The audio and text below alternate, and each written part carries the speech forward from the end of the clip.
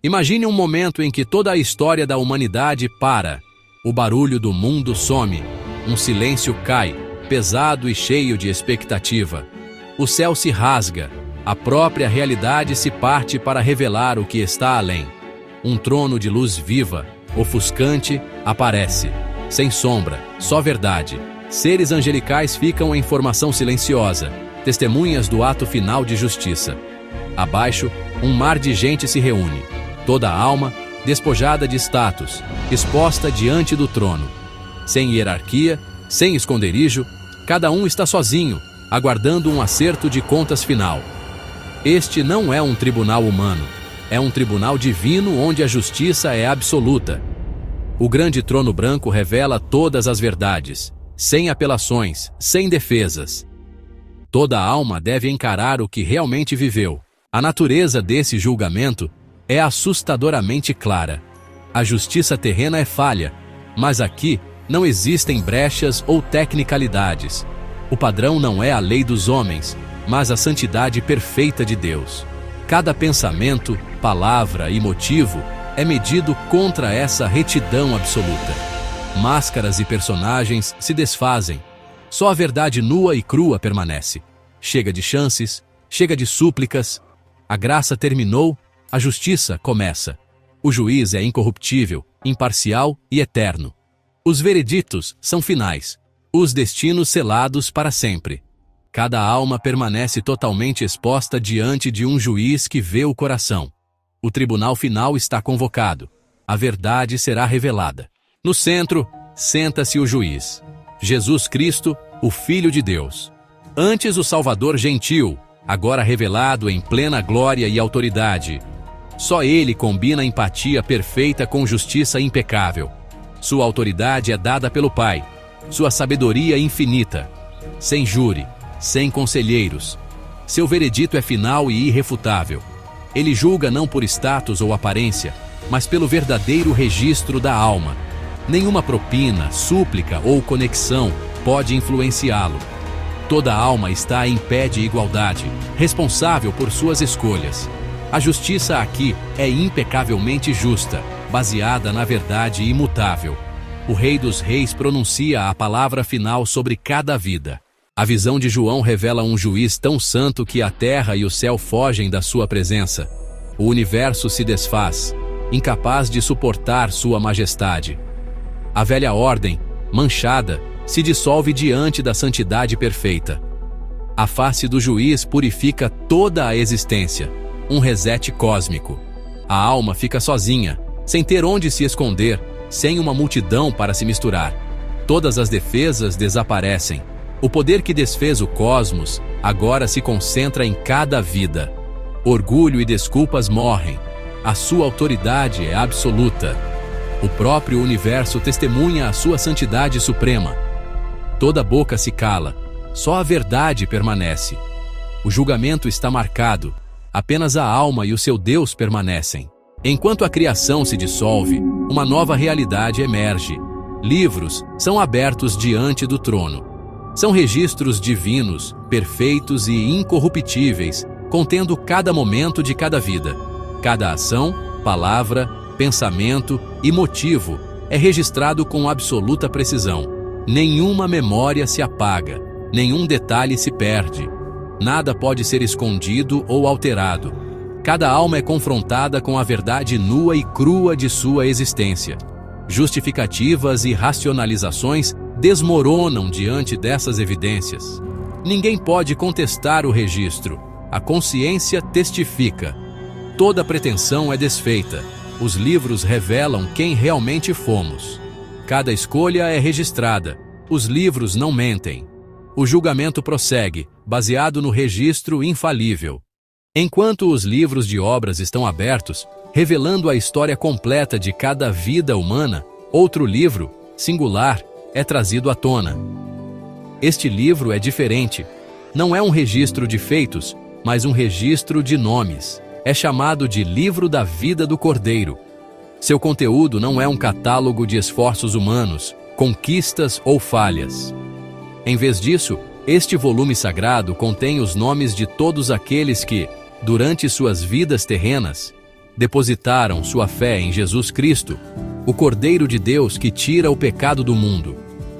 Sua presença neste julgamento final é de suma importância, pois representa a única fonte de esperança, a única reivindicação a um destino eterno diferente. É o livro divino da graça, não das obras. Os critérios para ter o nome escrito neste livro não se baseiam na perfeição moral ou na observância religiosa. Nenhuma quantidade de boas ações pode garantir um lugar em suas páginas. A única condição é a aceitação do dom gratuito de salvação de Deus pela fé em seu Filho.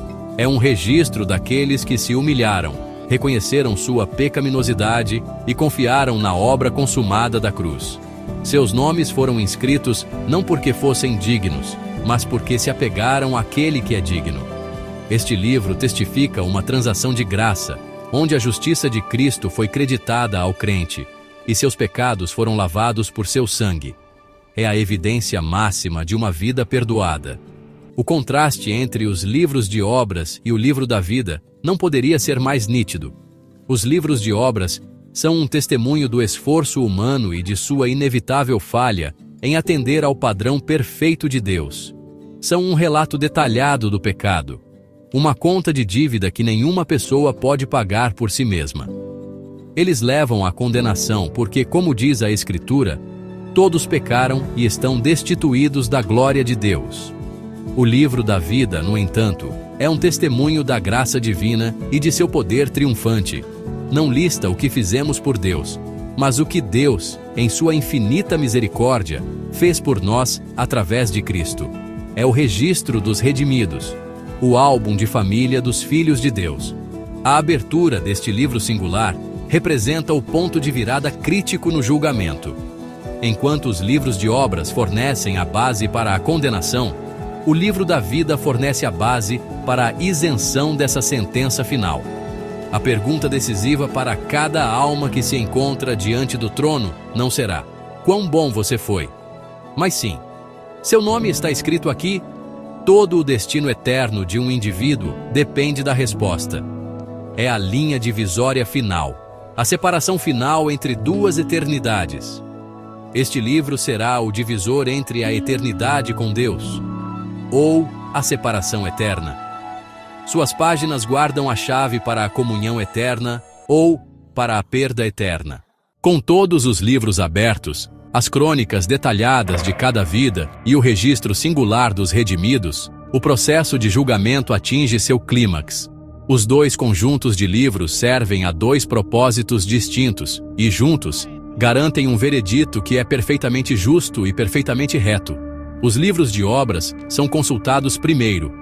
Para cada indivíduo cujo nome não é encontrado no livro da vida, esse registro detalhado se torna a base para sua sentença. Suas próprias ações, palavras e pensamentos, preservados com divina precisão, testemunham contra eles.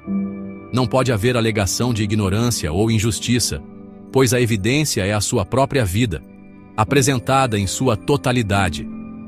Este julgamento também será proporcional. A Escritura implica que haverá graus de punição, correspondendo à luz que foi rejeitada e às ações que foram feitas.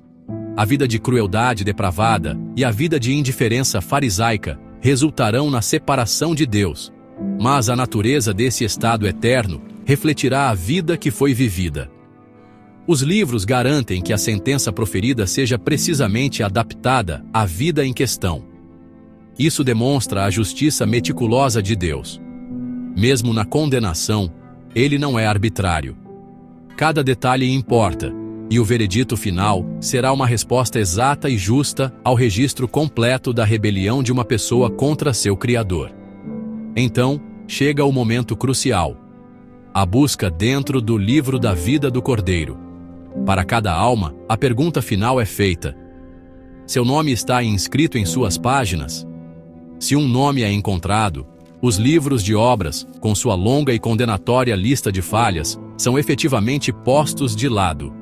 Não porque os pecados ali registrados sejam falsos, mas porque foram pagos. O sangue de Cristo purificou o registro. A presença de um nome no livro da vida é a prova máxima de um perdão recebido, de uma dívida cancelada. Isso não é a negação do pecado, mas o triunfo da graça sobre o pecado. Aqueles cujos nomes estão escritos ali não são julgados por suas obras, mas são acolhidos na eternidade com base na obra perfeita de Cristo em seu favor. Para aqueles cujos nomes não são encontrados, a conclusão é inescapável e trágica. A ausência de seu nome no livro da vida confirma sua rejeição à oferta de salvação de Deus. Tendo escolhido se apoiar no mérito de suas próprias vidas, eles serão julgados por esse padrão. Os livros de obras, com seu registro impecável, fornecerão a evidência inegável de que eles ficaram aquém da perfeita santidade de Deus. O veredito não é, portanto, um ato arbitrário de uma divindade irada, mas a consequência lógica e justa de uma vida vivida separada da graça de Deus.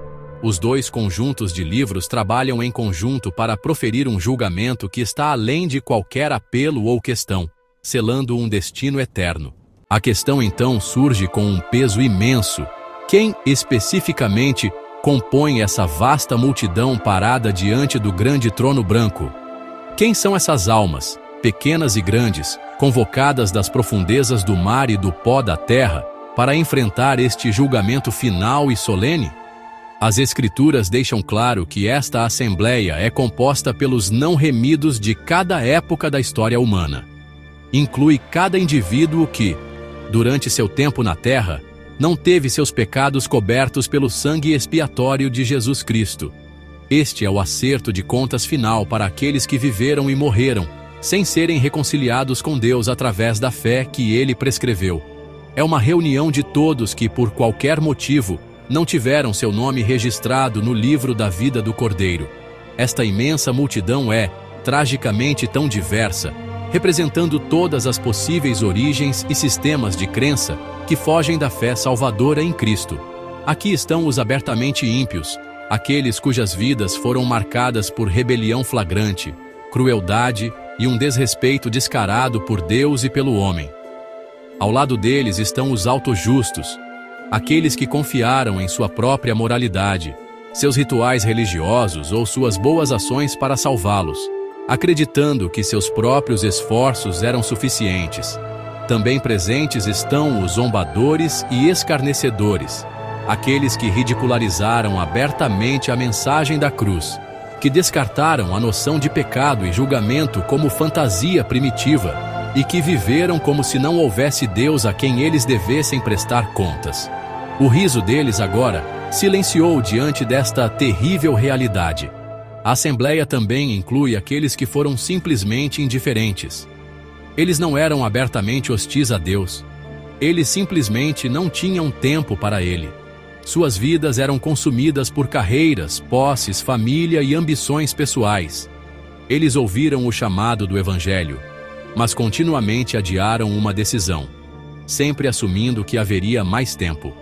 Viveram para si mesmos, fazendo de seus próprios desejos e confortos o centro de seu universo, efetivamente adorando a si mesmos em vez do Criador. O pecado deles não foi de rebelião agressiva, mas de negligência passiva, uma suposição fatal de que Deus poderia ser seguramente ignorado. Agora, eles estão diante daquele mesmo que consideraram irrelevante, suas prioridades equivocadas expostas para todos verem. Portanto, este não é um julgamento de crentes, mas daqueles que, de uma forma ou de outra, rejeitaram a oferta da graça. Seja por desafio aberto, orgulho autossuficiente, zombaria intelectual ou simples apatia, todos compartilham uma característica comum: recusaram o único e exclusivo remédio para o pecado. Escolheram enfrentar a eternidade em seus próprios termos, confiando em seus próprios méritos. Diante do grande trono branco, estarão aqueles que ignoraram o chamado, desprezaram a cruz e viveram para si mesmos. É o encontro final e inevitável para cada alma que virou as costas para o Salvador. Uma verdade crucial e gloriosa precisa ser compreendida sobre este julgamento específico. Os filhos redimidos de Deus não estarão lá. Aqueles que foram lavados no sangue do Cordeiro cujos nomes estão escritos no livro da vida, estão notoriamente ausentes desta cena aterrorizante. Eles não se encontram entre os condenados porque seu julgamento já aconteceu. A Bíblia fala de um julgamento diferente para os crentes, conhecido como o Tribunal de Cristo, ou o Bema. Este não é um julgamento de condenação, mas para a avaliação da vida e serviço do crente a Deus. É um lugar de recompensa, não de punição, onde as obras feitas para Cristo são avaliadas e honradas. A razão para esta isenção é encontrada no cerne do Evangelho. Quando uma pessoa deposita sua fé em Jesus Cristo, seus pecados, passados, presentes e futuros, são julgados e punidos na pessoa de seu substituto. Na cruz, Jesus suportou toda a ira de Deus que lhes era devida. Portanto, para Deus condenar um crente no grande trono branco seria um ato de dupla penalidade. Significaria punir os mesmos pecados duas vezes, o que violaria sua própria justiça perfeita. O perdão do crente é completo e eterno, selado pela ressurreição de Cristo. Eles permanecem para sempre seguros, não por causa de sua própria retidão, mas porque estão vestidos com a perfeita retidão do próprio Cristo. Esta poderosa distinção ressalta a finalidade absoluta da decisão tomada a favor ou contra Cristo nesta vida. O momento da morte sela o destino eterno de alguém. Não há segunda chance, nem purgatório, nem oportunidade de conversão depois que alguém partiu deste mundo. O grande trono branco não é um lugar para apelações ou novas evidências. É unicamente para a sentença daqueles que já foram julgados pela vida que viveram sem um Salvador. Os salvos não estão lá porque seu caso já foi encerrado, seu veredito já proferido, não culpado, declarado com base no sacrifício de Cristo. Eles já entraram na alegria de seu Senhor, a salvo da ira vindoura. Assim, enquanto os não redimidos encaram a perspectiva aterrorizante de ter suas vidas escrutinadas a partir dos livros das obras, os santos estão em um lugar de paz e segurança. Sua ausência desta cena é a prova máxima da eficácia da obra de Cristo na cruz. Os salvos não estarão lá. Eles já foram julgados no tribunal de Cristo. Esta verdade serve como um lembrete solene dos dois caminhos vastamente diferentes que se apresentam a cada ser humano e das consequências eternas que dependem da escolha feita nesta vida. À medida que os vereditos são proferidos, baseados na evidência irrefutável dos livros abertos e no status decisivo do livro da vida, a Escritura revela a solene sentença para aqueles cujos nomes não são encontrados escritos nele. Essa sentença é descrita com um termo arrepiante e profundo: a segunda morte. É crucial entender o que isso significa. A primeira morte que toda a humanidade experimenta é a separação da alma e do espírito do corpo físico. É um evento universal, consequência do pecado que entrou no mundo. Embora seja frequentemente temida e lamentada, é meramente uma transição, uma porta do temporal para o eterno. A primeira morte não é o fim da existência. É o fim da vida terrena e da oportunidade de alguém. A segunda morte, no entanto, é algo muito mais terrível e final. Não é a cessação do ser ou a aniquilação da consciência. A Bíblia não ensina que a alma simplesmente deixa de existir. Em vez disso, a segunda morte é uma separação eterna da fonte de toda a vida, bondade e alegria, o próprio Deus. É o banimento definitivo e irreversível de sua santa presença. Imagine ser eternamente cortado de toda luz, todo amor, toda paz e toda esperança. É um estado de existência consciente definido inteiramente pela perda, arrependimento e o tormento de uma vida vivida para si mesmo, agora para sempre removida do Deus que a criou para a comunhão. Esta é a tragédia máxima, a consequência eterna de rejeitar o dom da vida oferecido em Cristo. Este estado de ser é consciente. O horror da segunda morte reside no fato de que aqueles que a experimentam estão plenamente cientes do que perderam. Eles possuirão memória, a recordação plena e agonizante de cada chance que tiveram para se arrepender, cada mensagem do Evangelho que ignoraram, cada suave estímulo do Espírito Santo que resistiram. Essa consciência, esse conhecimento interminável de um paraíso perdido por sua própria escolha, é um componente central deste estado eterno. Não é um estado de esquecimento pacífico, mas um estado dinâmico de sofrimento, alimentado pelo eterno e pela dura realidade de que a porta da misericórdia está agora para sempre fechada. É o cumprimento de uma vida vivida separada de Deus, agora tornada permanente por toda a eternidade. Então, quando a Bíblia fala da segunda morte, ela descreve o estado espiritual supremo de estar morto enquanto plenamente consciente. É o destino final para uma alma que escolheu permanecer em seu estado de morte espiritual, separada de Deus pelo pecado. A primeira morte é um evento físico, mas a segunda morte é uma condição espiritual e eterna. A primeira morte é física. A segunda é eterna. Não é aniquilação, é separação consciente, sem retorno.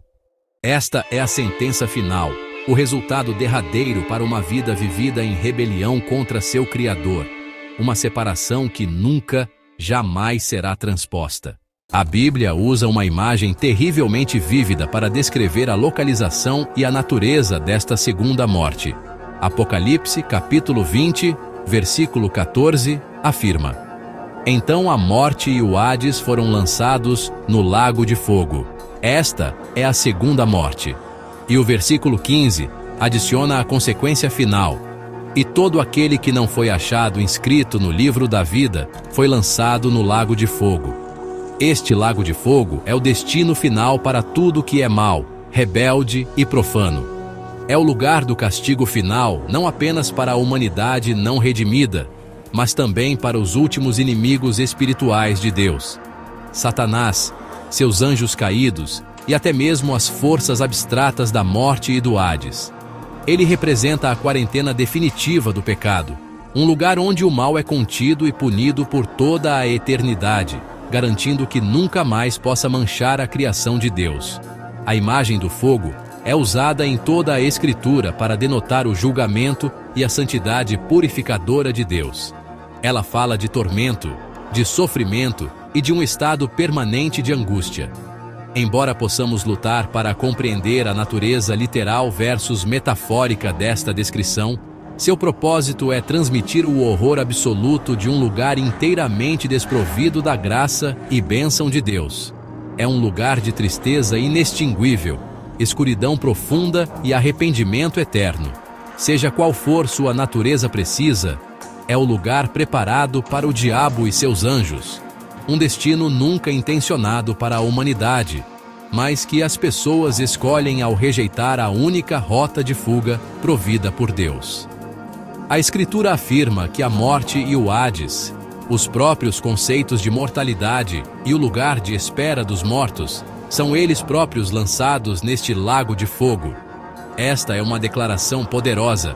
Significa o fim de seu reinado.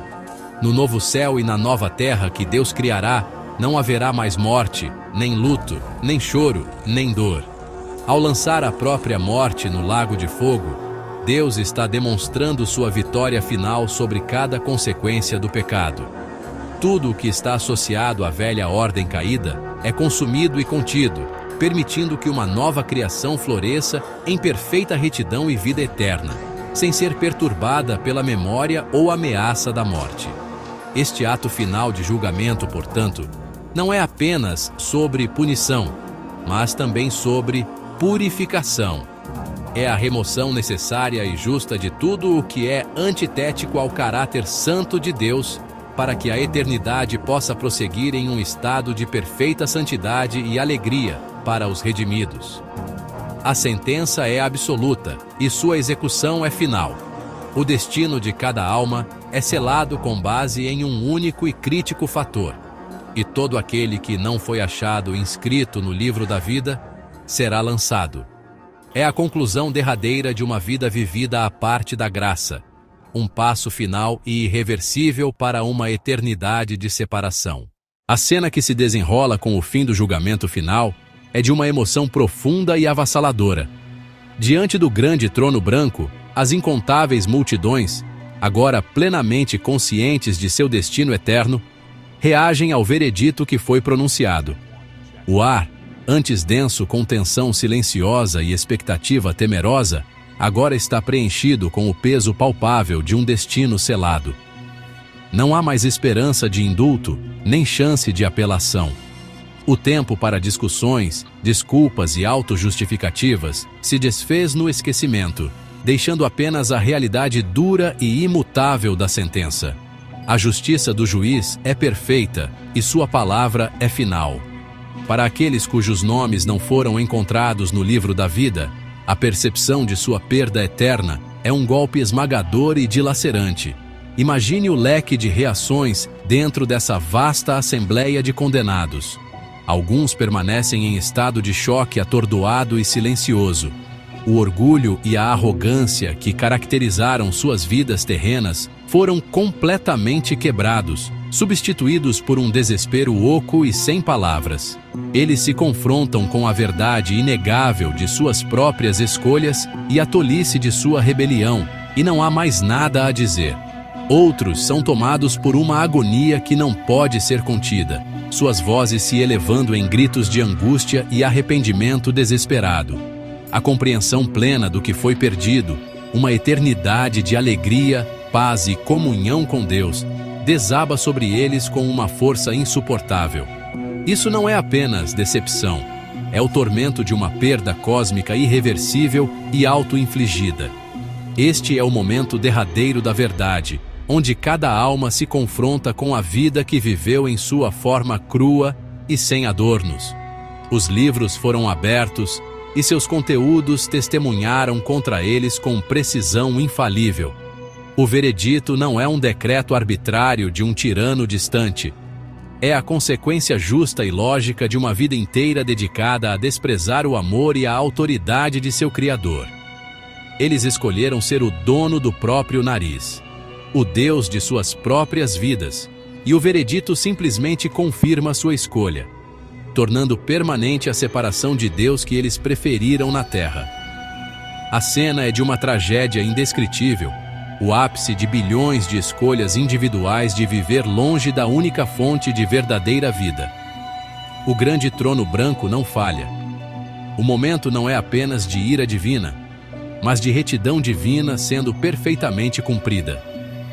O padrão foi estabelecido, a evidência foi apresentada e o veredito foi proferido sem qualquer possibilidade de erro ou parcialidade.